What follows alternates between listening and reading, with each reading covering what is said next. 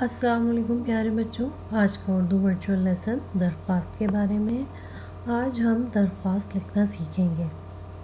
سب سے پہلے ہم یہ جانتے ہیں کہ درخواست کسے کہتے ہیں۔ درخواست کے مطلب اور معنی۔ درخواست کا لفظ اردو میں بطور اسم استعمال ہوتا ہے۔ درخواست کے لغوی معنی التماس، گزارش، عرض، التجا، خواہش اور آرزو کے ہیں۔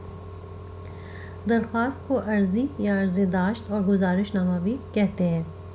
درخواست کے متعدد الفاظ سوال، التماس اور خواہش کے ہیں۔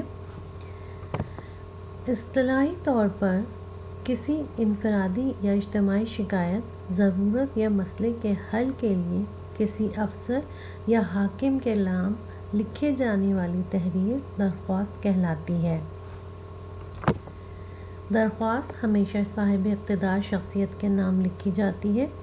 اردو نثر میں درخواست نویسی خالصتاً دفتری مراسلات میں شمار کی جاتی ہے۔ آج ہم درخواست کا خاکہ دیکھیں گے۔ یہ ایک درخواست کا خاکہ ہے جو کہ ایک اسکول کی ہیڈ مسٹریس کو ہم لکھیں گے، اپنے اسکول کی ہیڈ مسٹریس کو، اور اس میں آپ سب سے پہلے صفحے کے دائیں جانب حاشیے سے تھوڑا